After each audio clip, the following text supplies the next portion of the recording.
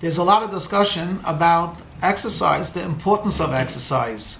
If you can do it every day, that's great. At the very least, a couple times a week, 20 minutes a day, you could tone up your life, look better, feel better, do things that you never imagined, on and on and on. You've heard it all. And with all of that, we know it's difficult to do exercise on a daily basis.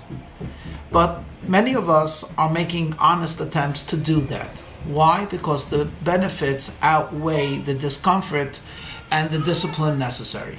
Well, all of us know about the importance of happiness. Happiness is good for you. It's good for you emotionally and physically and spiritually. Happy people live longer. Happy people are accomplishing much more than others. Happy people enjoy life more.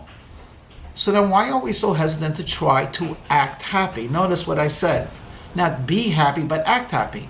If we could force ourselves to do exercise for 20 minutes a day, is it so inconceivable to suggest that we should try to act happy at least 20 minutes a day? I mean, if you ever look at a resort or people, I live in San Francisco, sometimes I see people, tourists, they always seem to be enjoying life. I mean, they're talking, they're giggling, they're shopping, they're happy. Why? Because they're on vacation. They're not going to spend all of this time and effort and walk around morose. So you can act happy. Make believe you're a tourist in your own house and be happy. I know there's so many distractions and we're too busy to actually be happy and certainly to act happy. Well, I want to ask you a question. What are you so busy with? Many of us will say, oh, well, we have responsibilities, especially if we're blessed with a family. We have wife, we have children, maybe we're taking care of elder parents, and so on. You know, this is actually true. During the terrible years of the Depression, many people just gave up because their lifestyle had changed from rich or pseudo-rich to realizing that they owned nothing. And as you probably know some of the American history, there was a very high rate of suicide. One day, a rabbi got a very strange request. One of his affluent parishioners wanted to speak to him privately. And when they met privately, he said, Rabbi, you should know that I've lost everything. Even the clothes that I have is not really mine. I bought it on credit. And there is no way that I'm going to be able to pay back. And all I see in front of me is poverty and despair and worst of all, shame. But I have a way out. Years ago, I took out a very expensive life policy, which covers even unusual, even suicide. So my question to you, Rabbi, is, should I commit suicide? And with that money that my family will get from their insurance, they won't have to change their lifestyle. And he was dead serious when he said that.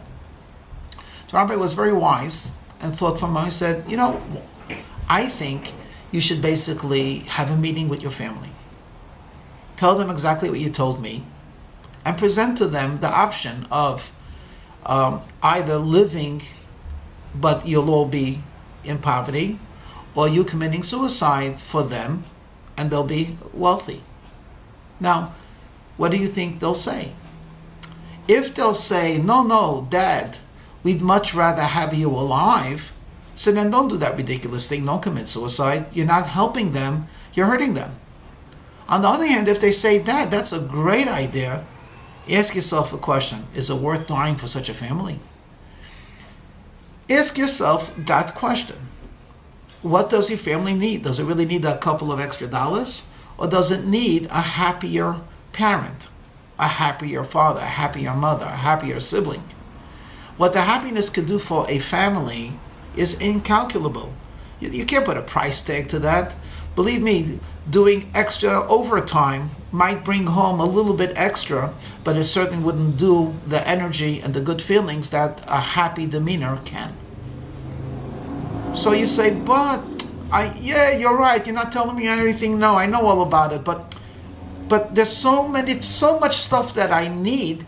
I simply don't have time or the capability to focus.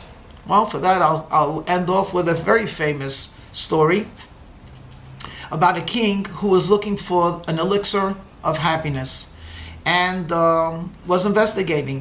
First, he thought happiness would be found through wisdom. And before he was going to dedicate the rest of his kingship and being a king to study, he wanted just to test this hypothesis. So he sent people to check out very intelligent people. So they went to the universities, they went to the colleges, they went to the institutions of higher learning, and he found out that all of the very intelligent people, the vast majority of them were miserable. So he said it can't be that wisdom makes you smart, so maybe we'll try those that have a lot of influence and power. So he sent out, and they did a lot of interviews with people that are CEOs and have large companies and large this and large that, and he found out that they were miserable too. They were scared of losing their influence. They were worried about competition. So he said, well, let me go find out. Maybe it's in the arts, those that are artsy, those that can produce plays and theaters and poetry. And he found out that they too were unhappy. So he says, I don't know what I should do. It's not wisdom, it's not money, it's not influence, it's not art. So what's the secret of happiness? And he decided that it's actually not man-made. It's mazel, it's destiny. And he thought that the best thing to do would to investigate the kingdom, to find a happy man, and then maybe take one of his garments and possess it, and somehow that spirit would be transferred to him. So they sent spies throughout the entire land until they happened to find one guy who had no money, no charm, no possessions, but he seemed to be really happy, the way he walked, the way he talked, the way he whistled in the street, until finally two people come over to him and say, point blank, answer us honestly. Are you a happy person? He said, of course I'm happy. What do I got to lose? I have nothing to lose. I'm happy. Every day is a gift. They were overjoyed. First person that answered sincerely, he's happy. He has no concerns or anxieties. Please, sir, sell us your shirt. No, I won't. No, it's for the king. Well, no, I won't. He's willing to give the weight of the shirt in gold. No, I won't, because I can't. Well, why can't you? He said, I don't even own a shirt. And of course, the moral of the story is that the happiest man in the entire province didn't even own a shirt. So listen here. Go out and do your exercise. You've heard, go out and eat your broccoli. Go out and act happy. Smile a lot. Take an interest in people. Try to make other people feel uplifted. And by doing so, we will actually elicit God's blessings. Because this I speak to you both as a practical truth and as a parent. Nothing pleases a father more than the kids being happy. And if the Almighty God will see that His children on earth are happy, He will continue to shower them and bestow upon them tremendous blessings. So indeed, they'll have no reason not to be. Shalom.